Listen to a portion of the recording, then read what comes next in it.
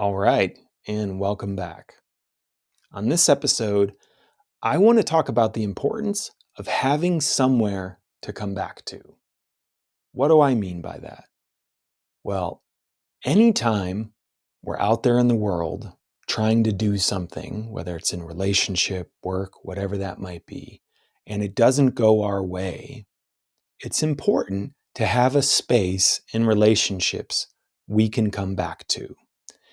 And this idea is really tied in a lot to the idea of shame, something I've spoken about on this show before, right? And shame really has to do with what are the conditions that make connection allowable and permissible, right? So in cultures and societies and groups, we shame each other if there's some kind of action or behavior that is deemed not appropriate for that group. And the cost of that shame is often being ejected from that group, from becoming disconnected, right? You're no longer able to be in relationship. And there's some very healthy aspects of shame. Not all shame is bad. But what I'm talking about today is when we internalize our shame to a toxic level, right? When we stop distinguishing between bad decisions and choices we've made and our worthiness as a human being.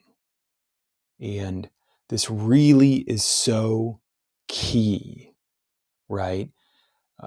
Shame and guilt are another way to think about this, where guilt has to do with, I did something wrong and I don't feel right about that. But that's very different from, wow, I did something wrong. And that's because I am bad. There is something wrong with me inherently that cannot be fixed. And when we start to internalize shame, we collapse everything into that. There's something wrong with me, and I'm not worthy of relationship, worthy of connection. And so that's when we tend to isolate in shame, right? We pull back into ourselves. We literally look down. Eye contact and shame don't really go particularly well together because connection is the antidote to shame. And what I'm talking about here when I say it's so important to have somewhere to come back to after we have experiences of guilt or shame, it's one of the defining powers of a men's group. It's the willingness to come back to ourselves and relationship even through imperfection, that's so important and so healing here. Perfectionism, which a lot of men I work with, and certainly myself, carry within us, it's often tied to shame, right? If I don't do this right or good enough, I'm not worthy of love and connection. And so we can isolate and try to perfect whatever it is we're creating or ourselves because we feel like if it's not perfect, we're not going to be worthy of connection. But you can feel the rub there. If we're isolating, we're already disconnecting. So perfectionism itself is a means to the exact ends we fear so much. Having somewhere to come back to where we can be embraced, welcomed back into the community, into relationship, like in a men's group, is so healing. It is the corrective medicine. It is the antidote to shame. This didn't go how I wanted, or I messed this up. And yet here I am, right? Here I am coming back to connection. That is what's so powerful and so healing. And that is what builds the deepest resilience we can have as men, and frankly, as human beings. In community and in connection, we're more resilient. We're able to handle more the stresses of life. We're able to move through discomfort, move through making mistakes. We're able to learn, right? We're able to come back to ourselves. And that willingness on our part and in whatever group we're part of to welcome us back, that is the healing move that is so important. So a lot of work I do with guys, even in men's groups, right? It's about setting accountabilities and goals. I don't want to look at porn anymore, or I want to go to the gym so many days. And the challenge with those kinds of goals and accountabilities, which we all need, it's good to grow, to stretch, to lean into our edge, is if we fail them, they often feed our inner critic. They feed the sense of shame we have inside ourselves of, oh man, I didn't do that. So now I don't want to show up in the group because I will have to feel shame and they're probably not going to welcome me.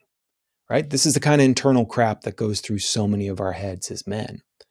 Whereas the beauty about being in a group where you have somewhere to come home to is around goals and accountabilities and stretches. There's no way to fail. And what I mean by that is if you do it, you won.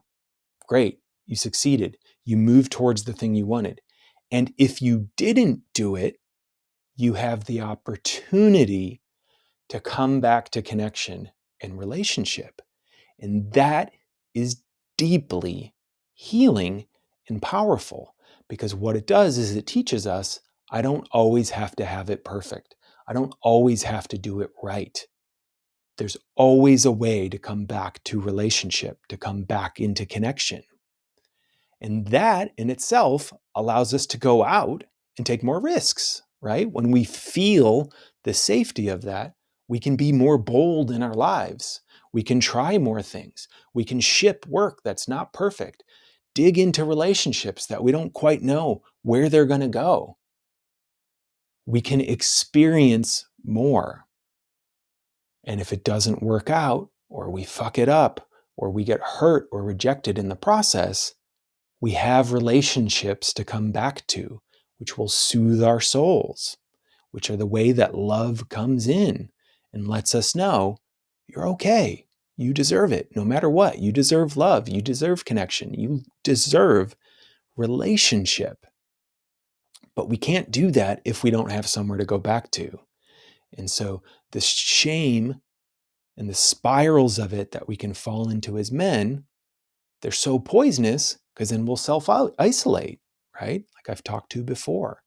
When we're hurting and when we're in pain as men, what we often want to do is withdraw. And then we collapse very easily into our own shame. And the willingness to step forward and be like, here I am. I'm feeling shame. I feel like I'm not enough. I feel like I messed this up. I feel so bad, so guilty. I hate myself right now. The cure to that is to come back to relationship. It's not going to fix everything. It's not going to mend every relationship, but it's the way you move past the shame. You tell yourself, I'm still worthy of connection. I'm still worthy of relationship. There's something for me to learn here. Maybe what I did wasn't great. And it's okay to feel a little bit of guilt around that and to commit to making changes around that and getting support and bringing in structures in your life to do that. But that's so different than allowing that to kind of coalesce into an inner shame we always carry forward. So one of the reasons I'm so passionate about guys getting into groups is you got to have somewhere to come back to, right? So you can take some risks in your life and not be afraid to fail, not be afraid to be uncomfortable, not be afraid to feel shame. Because when we have the relationships, when we have people that will welcome us back and accept us, even if we've made mistakes, some of which we think are totally unforgivable, that is the path forward for healing. That is the answer. And so many guys, we have nowhere to come back to, right? We are taught very early that our love, our ability to get it, it's conditional, right? It necessitates us showing up or being or behaving or creating or making a certain amount of money or whatever that might be in the world. And that creates a lot of pressure for us. Something like a men's group and the unique texture of masculine love is I'm here with you no matter what you're experiencing. I'm with you, right? And that's the power we can give each other in a men's group. Many times I've had to step into a group feeling tremendous shame. And many times it's been the men in my life who have pointed to the way out for me. To, wow, man, I see what you're saying there, and you're giving yourself no space. And something that's been shocking to me in my work over the last years is how embedded and connected to my shame I've been, to the point that I will actually defend it against others, defend it against men in my life who are saying, I think you're being a little too hard on yourself here. And I'll go into, no, here's all the reasons you're wrong, and my shame is right. The love of those men in those relationships, that has been what's allowed me to open beyond my shame, to say, oh, I don't have to be perfect. Here are men that are receiving me despite what I've done, despite what I've felt. I've had somewhere to come back to, and we all need that. And the more we have that, we're actually wired for this as humans. We are relational beings. We have entire systems in our body dedicated to connection, and what that does for our nervous system, our self-regulation, and our health. We cannot survive alone, despite the bullshit we're fed, particularly as men. Shame will kill us. It can. Shame spirals will take people into addiction, depression, suicide, you name it. I've been there and I've witnessed it. And so the call here, as is so often the case, is to find people around you, find a men's group that you can join, so you have somewhere to come back to when life hits you or you don't hit the mark and shame comes up. You got to have a group. You got to have a place that you can come back to. And if you do, that's the healing move. The willingness to come back to relationship, even when things haven't gone the way we wanted them to.